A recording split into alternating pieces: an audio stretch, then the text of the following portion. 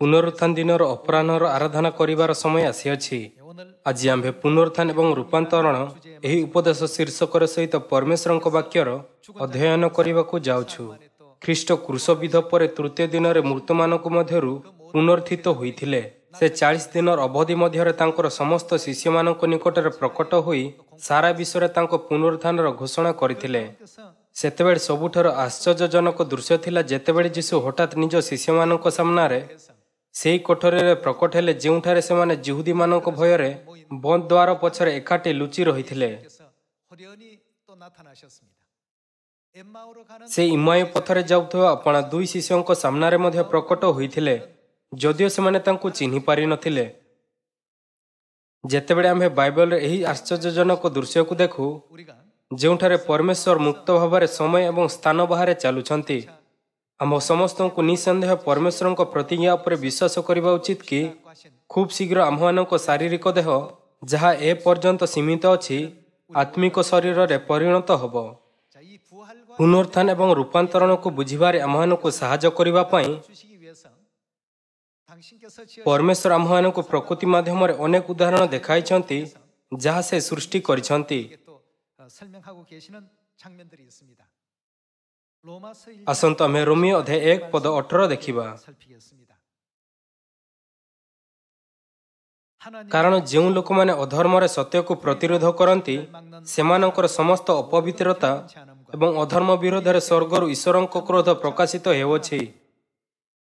जेणु ईश्वरंक सम्बन्धरे जहा ज्ञातब ताहा सेमानक अंतर रे प्रकाशित होइअछि, ईश्वर तो सेमानक निकटरे ताहा प्रकाश करिअछंती। जगतर सृष्टि कालपथि ताहांकर अदृश्य गुण समूह अर्थात ताहांकर अनादि अनंत शक्ति और ईश्वर तो सृष्ट वस्तुगुड़िक द्वारा बोधगम्य होई स्पष्ट रूपे प्रतीयमान हेउछि। पद 21 कारण सेमाने ईश्वर को जानी ताहांको ईश्वर बोली गौरव देले नहीं कि धन्यवाद देले नहीं, किंतु आपणा आपणा असार तर्क वितर्क रे जड़ित हेले और सेमानकर अबोध मन अंधकारमय ହେଲା। निज निज को ज्ञानी बोली मने करी सेमाने मूर्ख हेले, पुणी अक्षय ईश्वरंक गौरव को क्षयणीय मनुष्य पक्षी चतुष्पद प्राणी सरीसृपादि आकृतयुक्त प्रतिमा रे परिणत कले। रोमियो अध्याय 1 पद 20 रे जेपरि आम्हे पढ़िअछु बाइबल व्यक्त करे जे परमेश्वर निजर इच्छा को समस्त प्रकृति एवं सृष्टि माध्यम रे प्रकाश करंती। वर्तमान ठारू आसंत आम्हे परमेश्वर को द्वारा पृथ्वी रे करा जायतिबा सृष्टि माध्यम रे पुनरुत्थान एवं रूपांतरण विषय रे अधिक जांच करिबा। आसंत आम्हे आयुब अध्याय 25 रे परमेश्वर को वाक्य को देखिबा। अध्याय 25 पद 4 तेबे मनुष्य की रूपे परमेश्वर को छामुरे धार्मिक होई परिबो अबा स्त्री जात लोक की रूपे सूची होई परिबो। देख ताहांक दृष्टि रे चंद्र ही निस्तेज अटे और तारागण निर्मल नुहंती। मनुष्यर तुलना कहा सहित करा जाए? कीट। मनुष्यर तुलना आउ कहा सहित करा जाए? तेबे कीट मात्र मनुष्य कौन और कुर्मी मात्र मनुष्य संतान कौन? बाइबल एही प्रकार कहे। आम्हानंको अनुभव हुए नहीं जे आम्हानंको शारीरिक शरीर जहाँ आम्भे माने वर्तमान पिंधि अछु र तुलना कीट एवं कृमि सहित करा जाई थाए। तथापि आम्भे बाइबल रे एही विषयर साक्ष्य को अस्वीकार करि परिबा नहीं कि जेतेबेले आत्मिक दुनिया रे आम्भे मनुष्यों को देखिबा तेबे आम्भे कीट एवं कृमि परि अत्यंत तुच्छ देखा जाऊ। किंतु सेही दिन जेतेबेले आम्भमानकर पुनरुत्थान एवं आत्मिक शरीर रे रूपांतरण हेबो निकट आसुअछि। आसंतु प्रकृतिर नीति माध्यम रे जहा परमेश्वर सृष्टि करिसंती रूपांतरणर प्रक्रिया को जांच करिबा। आसंतु आम्हे कंकी पुक विषय रे चिंता करिबा। आपण मानक मध्यरु केतेक जानिथिबे जे कंकी पुक माने जेतेबेले सेमाने लार्भा अवस्था रे थांती तेबे पानी रे रुहंती। जेतेबेले सेमाने पानी रे रुहंती सेमाने आपणा गालिसी माध्यम रे निश्वास नियंती। जे पर्यंत सेमाने वयस्क हुअंती नहीं से पर्यंत सेमाने जड़ीय कीट आकार रे पानी रे रुहंती। एही अवस्था रे सेमानकु लार्भा कुहा जाए। जीवनर पर्याय अनुଯାयी सेमानकर रूप एवं बंचिबार परिवेश मध्य अलगा।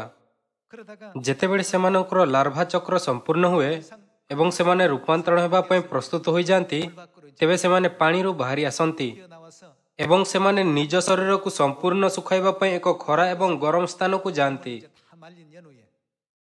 ଏହି ମୁହୂର୍ତ୍ତରୁ ସେମାନେ ରୂପାନ୍ତରଣ ଦେଇ ଯିବାକୁ ଆରମ୍ଭ କରିପାରିବେ ଏବଂ କଙ୍କି ପୋକରେ ପରିଣତ ହୋଇପାରିବେ। ଯେତେବେଳେ ସେମାନେ ଲାର୍ଭା ଅବସ୍ଥାରେ ଥାନ୍ତି, ସେମାନଙ୍କର ଶରୀରର ଆକୃତି ପାଣିରୁ ବାହାରେ ରହିବା ପାଇଁ ଉପଯୁକ୍ତ ହୋଇନଥାଏ। କିନ୍ତୁ ବୟସ୍କ ହେବା ପ୍ରକ୍ରିୟାରେ ସେମାନେ ପାଣିରୁ ବାହାରି ଆସନ୍ତି, ନିଜ ଶରୀରକୁ ଶୁଖିବାକୁ ଦିଅନ୍ତି ଏବଂ ରୂପାନ୍ତର ହୋଇଯାନ୍ତି। କୀଟମାନଙ୍କ ଦୁନିଆରେ ଏହାକୁ ଚର୍ମକୁ ହଟାଇବା କୁହାଯାଏ। ଏହି ଅବସ୍ଥାରେ ସେମାନେ ସମ୍ପୂର୍ଣ୍ଣ ରୂପେ ଚର୍ମକୁ ହଟାନ୍ତି। କଙ୍କି ପୋକମାନେ ସେମାନଙ୍କର ପୁରୁଣା ଚର୍ମକୁ ଅପସାରଣ କରନ୍ତି। ସେମାନଙ୍କ ନିକଟରେ ବଡ଼ ଯୌଗିକ ଆଖି, ସ୍ୱଚ୍ଛ ଡେଣା ଏବଂ ସେମାନଙ୍କ ନିକଟରେ ଲମ୍ବା ଏବଂ ପତଳା ଶରୀର ଥାଏ। ସେମାନେ ଏକ ଏପରି ଶରୀରରେ ରୂପାନ୍ତର ହୁଅନ୍ତି ଯାହା ସେମାନଙ୍କୁ ପୋଖରୀର ଗୋଟିଏ ପ୍ରାନ୍ତରୁ ଅନ୍ୟ ପ୍ରାନ୍ତ ପର୍ଯ୍ୟନ୍ତ ସମ୍ପୂର୍ଣ୍ଣ ଉଡ଼ିବାକୁ ଅନୁମତି ଦେଇଥାଏ। ଏହିପରି ଯେଉଁ କୀଟମାନେ ରୂପାନ୍ତର ହୁଅନ୍ତି, ସେମାନେ ଏହି ଦୁନିଆରେ ବିଦ୍ୟମାନ ଅଛନ୍ତି ଯେଉଁଠାରେ ଆମ୍ଭେମାନେ ରହୁଅଛୁ। ଏଥିପାଇଁ ଆମ୍ଭମାନଙ୍କୁ ପରମେଶ୍ୱରଙ୍କ ପ୍ରତିଜ୍ଞା ଉପରେ ବିଶ୍ୱାସ କରିବା ଉଚିତ କି ସେ ଆମ୍ଭମାନଙ୍କ ମର୍ତ୍ତ୍ୟ ଶରୀରକୁ ଅନନ୍ତ ଆତ୍ମିକ ଶରୀରରେ ପରିଣତ କରିଦେବେ। ଯେତେବେଳେ କଙ୍କି ପୋକ ଲାର୍ଭା ହୁଏ, ଏହାର ଶରୀରର ଗଠନ ଶୁଖିଲା ଭୂମିରେ ରହିବା ପାଇଁ ଉପଯୁକ୍ତ ନୁହେଁ। ଏହା ପାଣି ତଳେ ରହିବା ପାଇଁ ସୃଷ୍ଟ କରାଯାଇଛି। କିନ୍ତୁ ଯେତେବେଳେ ଏହା ବୟସ୍କ ହୋଇଯାଏ, ଏହା ଆଉ ପାଣିରେ ରହିପାରିବ ନାହିଁ। ଏହା ଏକ ଏପରି ପୋକରେ ପରିଣତ ହୁଏ ଯାହା ପାଣିରୁ ବାହାରେ ରହେ ଏବଂ ପବନରେ ମୁକ୍ତ ଭାବରେ ଉଡ଼ିଥାଏ। ଏହିପରି ଯଦିଓ ଆମ୍ଭେ ବର୍ତ୍ତମାନ ଆମ୍ଭମାନଙ୍କ ଶାରୀରିକ ଶରୀରରେ ବାସ କରୁଛୁ, ଖୁବ୍ ଶୀଘ୍ର ପରମେଶ୍ୱର ଆମ୍ଭମାନଙ୍କ ଗରିବ ଶରୀରକୁ ସ୍ୱର୍ଗୀୟ ଶରୀରରେ ପରିଣତ କରିବାକୁ ପ୍ରତିଜ୍ଞା କରିଛନ୍ତି। 2000 ବର୍ଷ ପୂର୍ବେ ଯୀଶୁ ଶରୀରରେ ଏହି ପୃଥିବୀକୁ ଆସିଥିଲେ ଏବଂ ଆମ୍ଭମାନଙ୍କ ବଦଳରେ କ୍ରୁଶରେ ମରିଗଲେ ଏବଂ କ୍ରୁଶବିଦ୍ଧ ପରେ ତୃତୀୟ ଦିନରେ ମୃତମାନଙ୍କ ମଧ୍ୟରୁ ପୁନରୁତ୍ଥାନ ହେବା ଦ୍ୱାରା ସେ ଆମ୍ଭମାନଙ୍କୁ ସ୍ପଷ୍ଟ ଭାବରେ ଦେଖାଇଲେ ଯେ ପୁନରୁତ୍ଥାନ କେବଳ ଏକ କାହାଣୀ ଭାବରେ ବାଇବଲରେ ବିଦ୍ୟମାନ ନାହିଁ।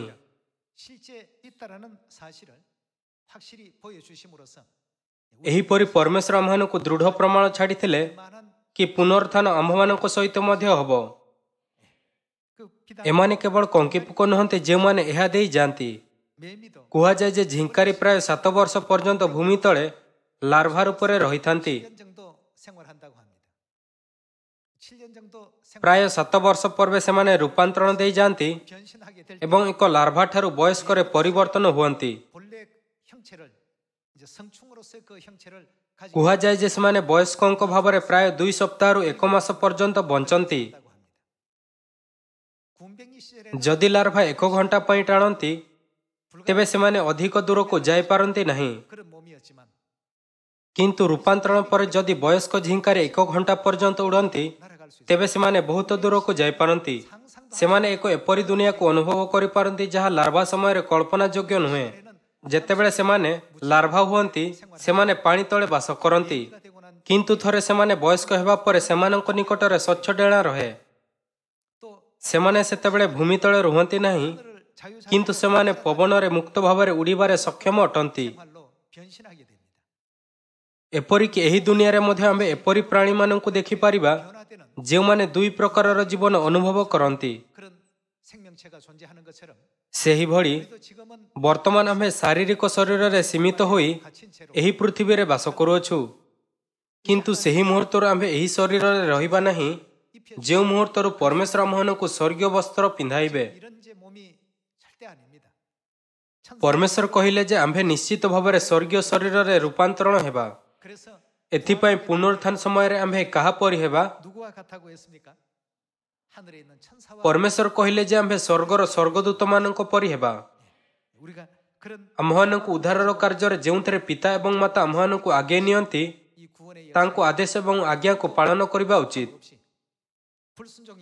ଏବଂ ଆମ୍ଭମାନଙ୍କ ପୁନରୁତ୍ଥାନର କ୍ଷଣ ପାଇଁ ସର୍ବଦା ଆଶାବାଦୀ ରହିବା ଉଚିତ, ଯାହାଫଳରେ ଆମ୍ଭେ ସମସ୍ତେ ଅନନ୍ତ ସ୍ୱର୍ଗ ରାଜ୍ୟରେ ପ୍ରବେଶ କରିପାରିବା। କ'ଣ ବାଇବେଲ କହୁନାହିଁ ଯେ ଏହି ଦିନ ନିଶ୍ଚିତ ଭାବରେ ଆସିବ? ଆସନ୍ତୁ ଆମ୍ଭେ ପ୍ରଥମ କରିନ୍ଥୀୟ ଅଧ୍ୟାୟ 15ରେ ପରମେଶ୍ୱରଙ୍କ ପ୍ରତିଜ୍ଞା ଅନୁସନ୍ଧାନ କରିବା। ପ୍ରଥମ କରିନ୍ଥୀୟ ଅଧ୍ୟାୟ 15 ପଦ 50। ହେ ଭାଇମାନେ, ମୁଁ ଏହା କହୁଅଛି, ରକ୍ତ ମାଂସ ଈଶ୍ୱରଙ୍କ ରାଜ୍ୟ ଅଧିକାର କରିପାରେ ନାହିଁ। ଆମ୍ଭେ ଆପଣା ଶାରୀରିକ ଶରୀର ସହିତ ପରମେଶ୍ୱରଙ୍କ ରାଜ୍ୟର ଅଧିକାର କରିପାରିବା ନାହିଁ। ଏହି ଶରୀର ସହିତ ଯାହା ଆମ୍ଭମାନଙ୍କ ପାଖରେ ଅଛି, ଏହା ଅସମ୍ଭବ। କିମ୍ବା କ୍ଷୟ ଅକ୍ଷୟତାକୁ ଅଧିକାର କରେ ନାହିଁ। ଦେଖ, ମୁଁ ତୁମମାନଙ୍କୁ ଗୋଟିଏ ନିଗୁଢ଼ କଥା କହୁଅଛି, ଆମ୍ଭେମାନେ ସମସ୍ତେ ମହାନିଦ୍ରା ପ୍ରାପ୍ତ ହେବା ନାହିଁ, କିନ୍ତୁ ଆମମାନଙ୍କ ସହିତ କ'ଣ ହେବ? କିନ୍ତୁ ଏକ ମୁହୂର୍ତ୍ତରେ ଚକ୍ଷୁର ପଲକରେ ଶେଷ ତୁରୀ ଧ୍ୱନିରେ ଆମ୍ଭେମାନେ ସମସ୍ତେ ପରିବର୍ତ୍ତିତ ହେବା। କାରଣ ତୁରୀ ବାଜିବା ଆଉ ମୃତ୍ୟୁମାନେ ଅକ୍ଷୟ ହୋଇ ଉତ୍ଥିତ ହେବେ, ଅର୍ଥାତ୍ ପୁନରୁତ୍ଥାନ ହେବା। ପୁଣି ଆମ୍ଭେମାନେ ପରିବର୍ତ୍ତିତ ହେବା। ପୁନରୁତ୍ଥାନ ପରେର ଶରୀର ଏବଂ ରୂପାନ୍ତରଣ କିମ୍ବା ପରିବର୍ତ୍ତନ ହେବା ପରେର ଶରୀର ସମାନ। ମୃତ୍ୟୁର ଅନୁଭବ କରିବା ବିନା ସ୍ୱର୍ଗଦୂତମାନଙ୍କ ବସ୍ତ୍ରରେ ପରିବର୍ତ୍ତନକୁ ରୂପାନ୍ତରଣ କୁହାଯାଏ। ଯେତେବେଳେ କି ମୃତ୍ୟୁମାନଙ୍କ ମଧ୍ୟରୁ ଉଠିବା ପରେ ସ୍ୱର୍ଗଦୂତମାନଙ୍କ ବସ୍ତ୍ରକୁ ପିନ୍ଧିବା ପୁନରୁତ୍ଥାନ କୁହାଯାଏ। ସ୍ୱର୍ଗଦୂତମାନଙ୍କ ବସ୍ତ୍ରକୁ ପିନ୍ଧିବା ବିଷୟରେ ପୁନରୁତ୍ଥାନ ଏବଂ ରୂପାନ୍ତରଣର ସମାନ ଫଳାଫଳ ଅଛି। ଏହିପରି ଆମ୍ଭେ ଆତ୍ମିକ ଶରୀରରେ ରୂପାନ୍ତରିତ ହେବା। ଆଜି ଯୀଶୁଖ୍ରୀଷ୍ଟଙ୍କ ମୃତ୍ୟୁମାନଙ୍କ ମଧ୍ୟରୁ ଉଠିବାର ଦିନ। ଖ୍ରୀଷ୍ଟଙ୍କ ପୁନରୁତ୍ଥାନ ଦ୍ୱାରା ସେ ଆମ୍ଭମାନଙ୍କୁ ଶିକ୍ଷା ଦେଲେ ଯେ ଆମ୍ଭେ ମଧ୍ୟ ପୁନରୁତ୍ଥାନର ଶକ୍ତିରେ ସାମିଲ ହୋଇପାରିବା। ଆସନ୍ତୁ ଆମ୍ଭେ ଫିଲିପି ଅଧ୍ୟାୟ 3 ପଦ 20 ଉପରେ ଏକ ନଜର ପକାଇବା। ଆମ୍ଭେମାନେ ତ ସ୍ୱର୍ଗର ପ୍ରଜା, ସେ ସ୍ଥାନରୁ ମଧ୍ୟ ଆମ୍ଭେମାନେ ତ୍ରାଣକର୍ତ୍ତା ପ୍ରଭୁ ଯୀଶୁଖ୍ରୀଷ୍ଟଙ୍କ ଆଗମନର ଅପେକ୍ଷାରେ ଅଛୁ।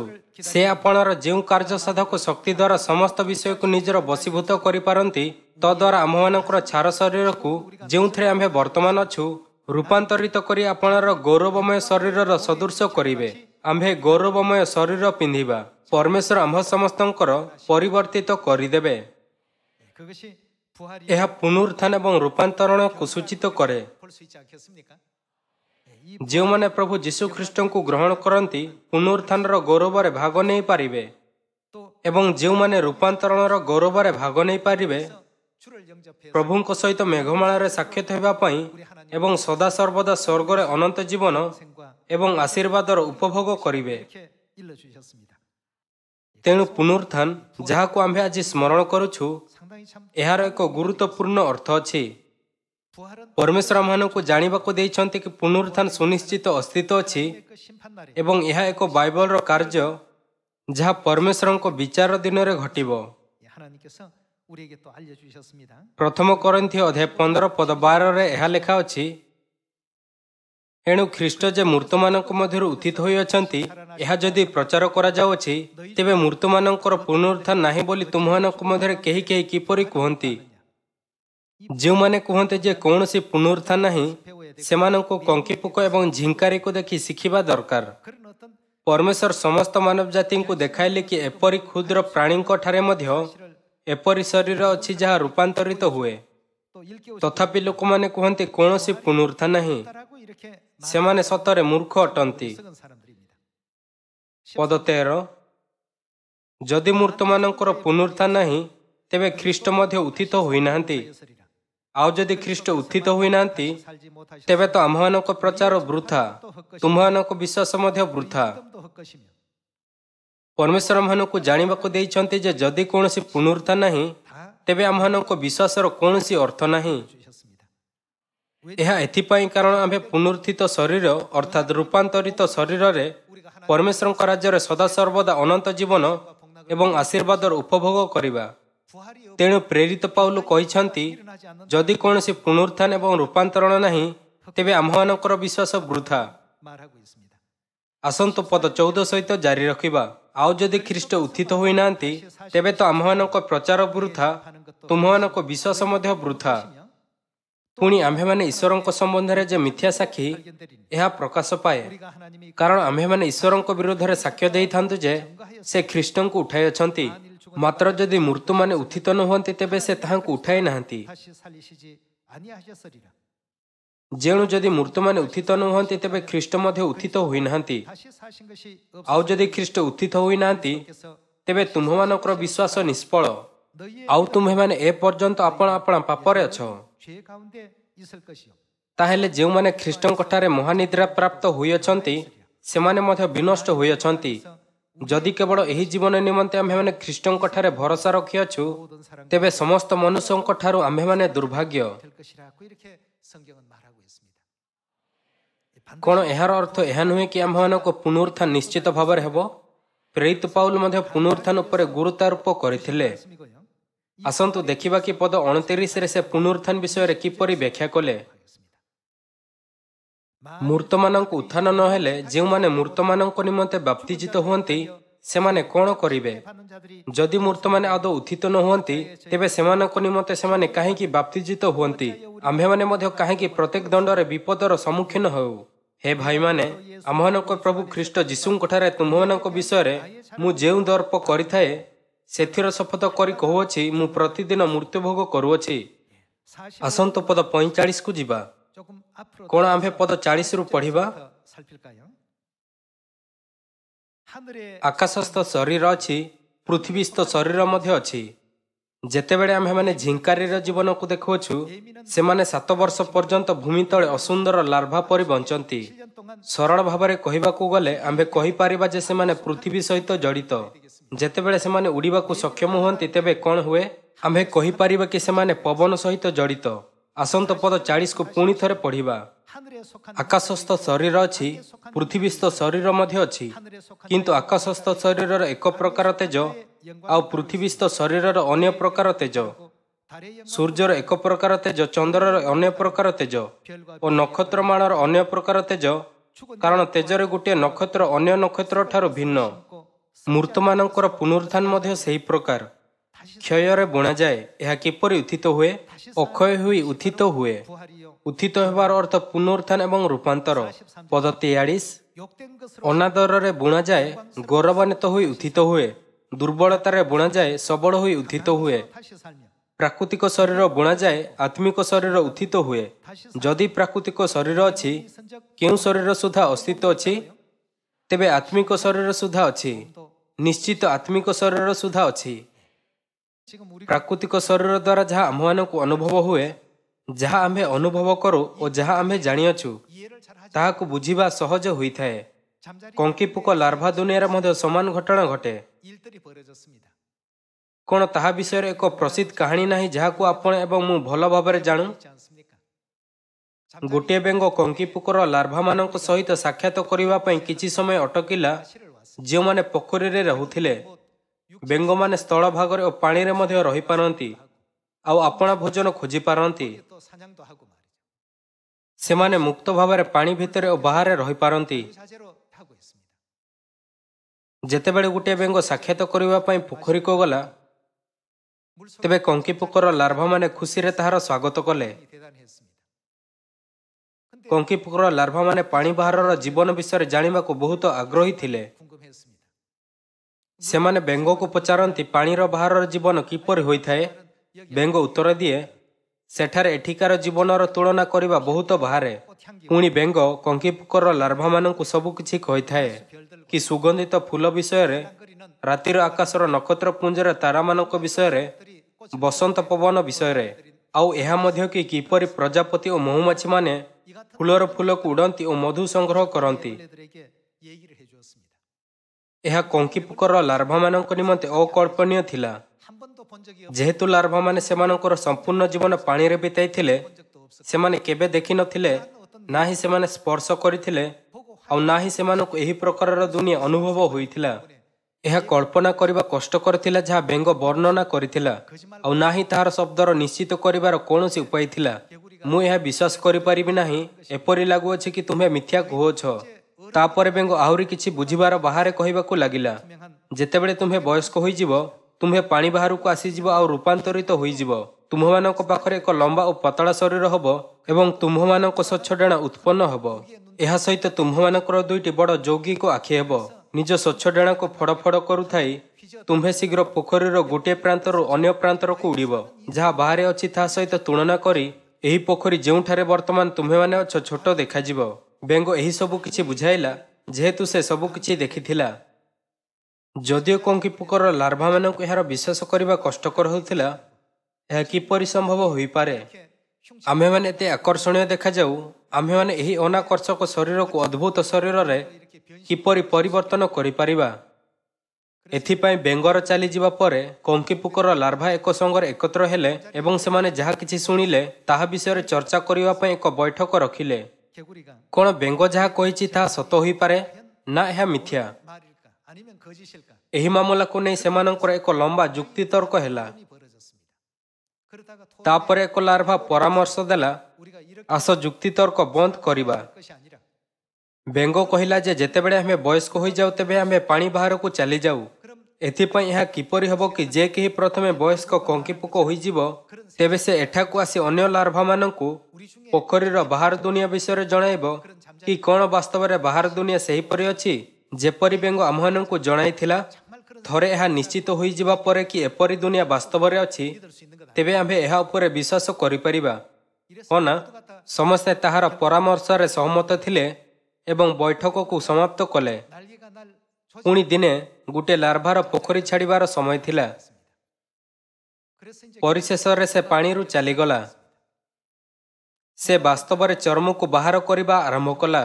우하라는 그 과정을 거쳐서 ଆଉ ତାହାର ଶରୀର ଲାର୍ଭାର ଶରୀରରୁ ଏକ କଙ୍କିପୋକର ସୁନ୍ଦର ଶରୀରରେ 그 모습이 아니라 ପରିବର୍ତ୍ତନ ହେବା ଆରମ୍ଭ ହୋଇଗଲା। 늠름한 본래의 그 형태가 이제 그 갖춰지기 시작했습니다.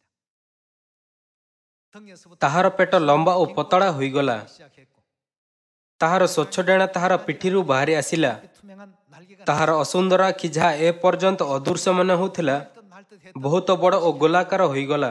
웅그런 원형에 가까운 두 개의 눈을 갖게 되었습니다. 물속에 ସେ ପାଣିରେ ପ୍ରତିବିମ୍ବିତ ଆପଣା ସ୍ୱୟଂର ରୂପକୁ ଦେଖି ବହୁତ ଆଶ୍ଚର୍ଯ୍ୟ ଥିଲା। ନିଜ ଡେଣାକୁ ଫଡ଼ ଫଡ଼ କରିବା ଦ୍ୱାରା ସେ ପୋଖରୀର ଗୋଟିଏ ପ୍ରାନ୍ତରୁ ଅନ୍ୟ ପ୍ରାନ୍ତରକୁ ସହଜରେ ଉଡ଼ି ପାରୁଥିଲା। ଏଥିରେ ସେ ଭାବିବାକୁ ଲାଗିଲା, କ'ଣ ମୁଁ ସତରେ ପ୍ରଥମେ ଏତେ ଛୋଟ ପୋଖରୀରେ ରହୁଥିଲି? ସେ ଏହି ତଥ୍ୟରୁ ବହୁତ ଆଶ୍ଚର୍ଯ୍ୟ ଥିଲା କି ତାହାର ଜଳୀୟ ଶରୀର ଯାହା ପାଣି ତଳେ ରହୁଥିଲା ବର୍ତ୍ତମାନ ଆକାଶରେ ମୁକ୍ତ ଭାବରେ ଭ୍ରମଣ କରିପାରିବ। ସେ ଏହା ଉପରେ ବିଶ୍ୱାସ କରିପାରୁନଥିଲା। 말한 것이 ସବୁକିଛି ଯାହା ବେଙ୍ଗ ସାକ୍ଷାତ ସମୟରେ ସେମାନଙ୍କୁ ଜଣାଇଥିଲା ସତ ହେଲା। 과거에 ସମସ୍ତ ଲାର୍ଭାମାନଙ୍କର ଚର୍ଚ୍ଚାକୁ ସ୍ମରଣ କରି ସେ ଭାବିଲା, 가서 물박 ମୋତେ ଥରେ ପୋଖରୀ ଭିତରକୁ ଫେରିଯାଇ ନିଜ ସାଙ୍ଗମାନଙ୍କୁ କହିବା ଉଚିତ 나비도 있고 କି ପାଣି ବାହାରର ଦୁନିଆରେ ସୁନ୍ଦର ଫୁଲ, ମହୁମାଛି, ପ୍ରଜାପତି ଓ ବସନ୍ତର ପବନ ଯାହା ଫୁଲର ମଧୁର ସୁଗନ୍ଧ ନିଏ ବାସ୍ତବରେ ହୋଇଥାଏ। 결심을 하고 물속 ଏଥିପାଇଁ ସେ ପାଣି ଭିତରକୁ ପୁଣି ଥରେ ଯିବାକୁ ଚେଷ୍ଟା କଲା। 들어가려고 କିନ୍ତୁ ଯଦିଓ ସେ କେତେ ଚେଷ୍ଟା କଲା ଏହା ଅସମ୍ଭବ ଥିଲା, କାରଣ ତାହାର ଶରୀର ଏପରି ରୂପାନ୍ତରିତ ହୋଇଥିଲା ଯାହା ଆଉ ପାଣି ତଳେ ରହିପାରିବ ନାହିଁ। ଏହି ସମୟରେ ପୋଖରୀରେ କଙ୍କିପୋକର ଲାର୍ଭା ଏକତ୍ର ହେଲେ ଆଉ ଏକ ବୈଠକ ରଖିଲେ। ଅନେକ ମାସ ବିତି ଯାଇଛି ଯେଉଁ ସମୟରୁ ସେ ପାଣିରୁ ବାହାରି ଯାଇଛି ଆଉ ସେ ଫେରି ଆସିନାହିଁ। 과거에 와서 했던 그 ତେଣୁ ଏହା ଏହି ବିଷୟରେ ପ୍ରମାଣ କି ବେଙ୍ଗ ଯାହା କହିଥିଲା ତାହା ବାସ୍ତବରେ ମିଥ୍ୟା ଥିଲା। ଯଦି ବେଙ୍ଗ ଯାହା କହିଥିଲା ତାହା ସତ ଥିଲା ତେବେ ଆମ୍ଭମାନଙ୍କ ସାଙ୍ଗ ନିଶ୍ଚିତ ଭାବେ ଫେରି ଆସନ୍ତା ଆଉ ଆମ୍ଭମାନଙ୍କୁ କହନ୍ତା କି ଏହା ସତ ଥିଲା, କିନ୍ତୁ ସେ ବାସ୍ତବରେ ଆସିଲା ନାହିଁ। ଏଥିପାଇଁ ଏପରି ଦୁନିଆର ଅସ୍ତିତ୍ୱ ନାହିଁ। ଏହା ସେମାନଙ୍କ ସମାପ୍ତି ଥିଲା। ପୁଣି ବଡ଼ ବୁଦ୍ଧିର କଙ୍କିପୋକର ଲାର୍ଭାମାନେ ଆପଣା ଶବ୍ଦକୋଷରେ ଏକ ବାକ୍ୟ ଯୋଡ଼ିଲେ, 이렇게 ବେଙ୍ଗ ଯାହା କହିଥିଲା ସେ ସବୁ ମିଥ୍ୟା ଥିଲା। 어찌 보면 ଏହା ଏକ ମଜାଳିଆ କାହାଣୀ ଲାଗିପାରେ, କିନ୍ତୁ ଆମ୍ଭେ ମାନବ ଜାତି ଯେଉଁମାନେ ଏହି ଛୋଟ ଗ୍ରହ ପୃଥିବୀରେ ସୀମିତ, କଙ୍କିପୋକର ଲାର୍ଭା ସମାନ ଯେଉଁମାନେ ଏକ ପୋଖରୀରେ ସୀମିତ ଅଛନ୍ତି। 애벌레의 모습과 같다라고 볼 수가 있겠습니다. ଲୋକମାନେ ଭାବନ୍ତି ଯେଉଁମାନେ ବର୍ତ୍ତମାନ ଶାରୀରିକ ଜୀବନଯାପନ କରୁଛନ୍ତି ତାହା ହିଁ ସବୁକିଛି। ଥରେ ଯେତେବେଳେ ଆମ୍ଭେ ରୂପାନ୍ତରିତ ହୋଇଯିବା ତେବେ ଆମ୍ଭେ ଆତ୍ମିକ ଶରୀରରେ ରହିବାରେ ସକ୍ଷମ ହେବା ଯାହା ଦେଖିବାରେ ଅଦ୍ଭୁତ। ପରମେଶ୍ୱର ଏହି ପୃଥିବୀକୁ କାହିଁକି ଆସିଲେ? ଏହାର କାରଣ ଆମ୍ଭମାନଙ୍କୁ ଏହି ବିଷୟକୁ ବୁଝିବାକୁ ଦେବାର ଥିଲା। ସେ ଆମ୍ଭମାନଙ୍କ ସ୍ଥାନରେ ଆମ୍ଭମାନଙ୍କ ଅପରାଧ କାରଣରୁ କ୍ରୁଶରେ ମରିଗଲେ ଆଉ କ୍ରୁଶବିଦ୍ଧ ହେବା ପରେ ତୃତୀୟ ଦିନ ମୃତମାନଙ୍କ ମଧ୍ୟରୁ ପୁନର୍ଜୀବିତ ହୋଇଥିଲେ ଆଉ ଆମ୍ଭମାନଙ୍କୁ ଜାଣିବାକୁ ଦେଲେ କି ଆମ୍ଭମାନଙ୍କ ଜୀବନ ଆମ୍ଭମାନଙ୍କ ପ୍ରାକୃତିକ ଶରୀରର ମୃତ୍ୟୁ ପରେ ମଧ୍ୟ ସମାପ୍ତ ହୁଏ ନାହିଁ। ନିଶ୍ଚିତ ଭାବେ ସେହି ସମୟ ହେବ ଯେତେବେଳେ ଆମ୍ଭମାନଙ୍କୁ ମୃତ୍ୟୁ ମଧ୍ୟରୁ ପୁନର୍ଜୀବିତ କରାଯିବ। ଏହି କାରଣରୁ ଏହା ବାଇବଲରେ ଲେଖା ହୋଇଛି, ପ୍ରାକୃତିକ ଶରୀର ବୁଣାଯାଏ, ଆତ୍ମିକ ଶରୀର ଉତ୍ଥିତ ହୁଏ।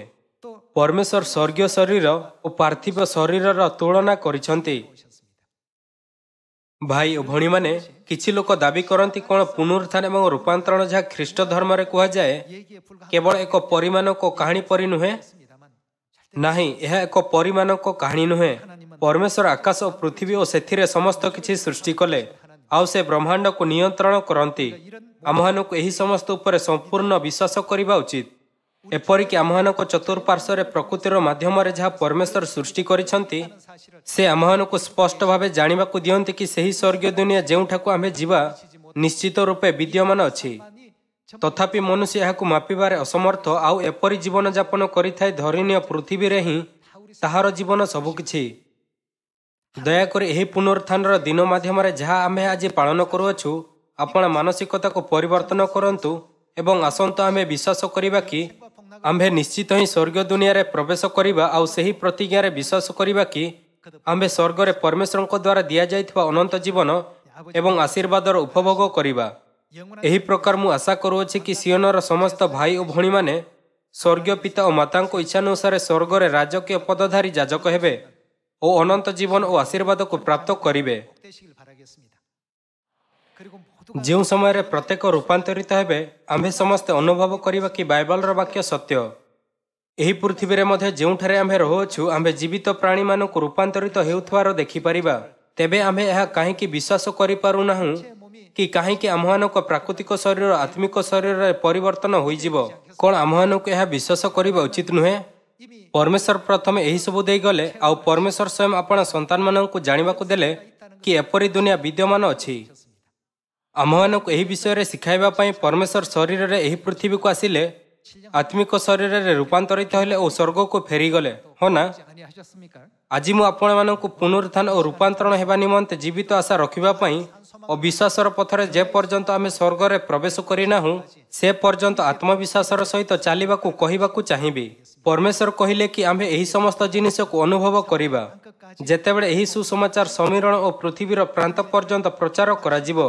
एथिपई आसंत आम्भे यत्नपूर्वक सुसमाचार प्रचार करिबा जहाँ परमेश्वर आमମାନଙ୍କୁ समर्पण करिसंती। मु सियोनर सदस्य मानक अनेक आत्मा मानक प्रचार करिबा और सेमानक रक्षा करिबा पई महान चेष्टा करिबाकू कहिबाकू चाहिबी जेउ माने महिमामय स्वर्गीय दुनिया स्वर्ग को जानिबा बिना एही पृथ्वी रे जीवन यापन करूछंती।